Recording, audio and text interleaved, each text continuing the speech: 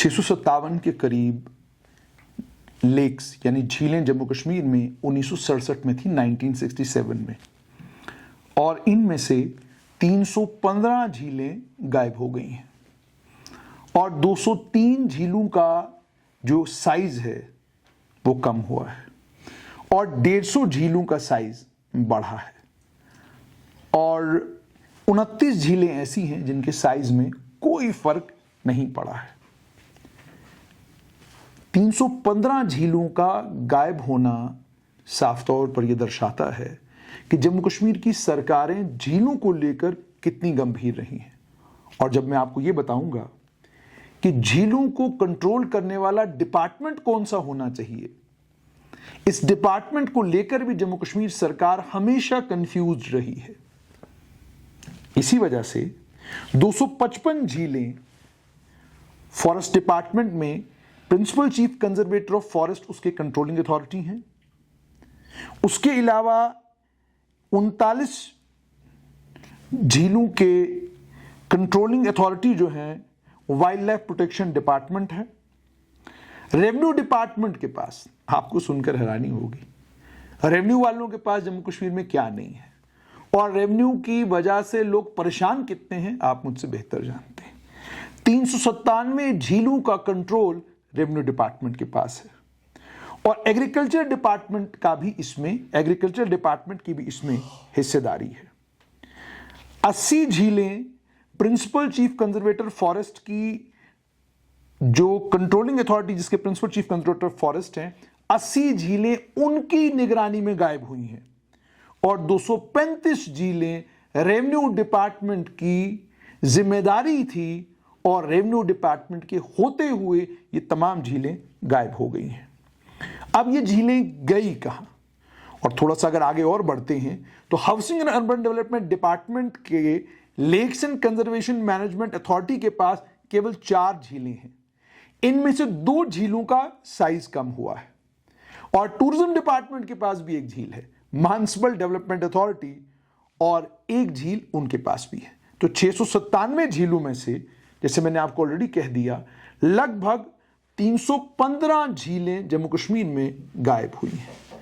अब ये 5 अगस्त 2019 के बाद गायब नहीं हुई है, ये 1967 से लेकर साल 2026 तक झीलें आहिस्ता आहिस्ता गायब हुई हैं। लेकिन एक अखबार में और एक पोर्टल पर खबर इस तरीके से आई जैसे ये सारी झीलें 5 अगस्त 2019 के बाद गायब हुई हैं। जैसे शराब को लेकर है कि आपको महसूस ये करवाया जा रहा है कि तमाम शराब की दुकानें 5 अगस्त 2019 के बाद खुली हैं, जबकि हकीकत कुछ और है। अब ये जो डाटा है सारे का सारा, ये कॉम्प्ट्रोलर ऑडिटर जनरल का जो दफ्तर है, जो रूटीन में ऑडिट करते हैं, उन्होंने ऑडिट किया और ऑडिट किया उन्होंने conservation and management of lakes in Jammu and Kashmir for the period ended March 2022।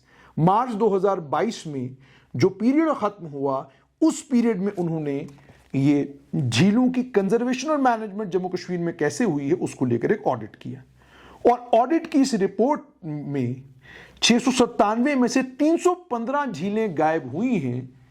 इसको लेकर जो शोर, जो हंगामा चारों तरफ होना चाहिए था, वो नहीं है।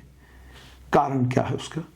कारण बिल्कुल साफ है कि ये वो तमाम चीजें हैं जो रेवेन्यू का सोर्स बन सकती थी। इन झीलों के इर्द गिर्द में अगर टूरिज्म डेवलप किया गया होता, अगर इन झीलों को कंजर्व और प्रिजर्व किया गया होता, तो शायद आज सूरत कुछ और होती। और जिन झीलों की प्रिजर्वेशन और कंजर्वेशन का जिम्मा जम्मू कश्मीर की सरकार के ऊपर है, उनकी हालत क्या है वो आप जानते हैं। और वजह क्या है इस हालत की? इस हालत की वजह यह है कि जब 657 में से 255 झीलें, केवल 255 झीलें फॉरेस्ट डिपार्टमेंट में पीसीसीएफ के कंट्रोल में हों, 39 झीलें वाइल्ड लाइफ डिपार्टमेंट के पास हों, और कुल मिलाकर अगर कहा जाए लगभग 294 के करीब झीलें हैं जो झीलें फॉरेस्ट डिपार्टमेंट के पास है, और 397 झीलें revenue department, agriculture department, housing and urban development department, tourism department उनके पास है। अब बताइए रेवेन्यू वालों के पास कौन सी काबिलियत है या कौन सा इंटेलेक्ट है कि वो झील की कंजर्वेशन कैसे होगी उस पर ध्यान देंगे।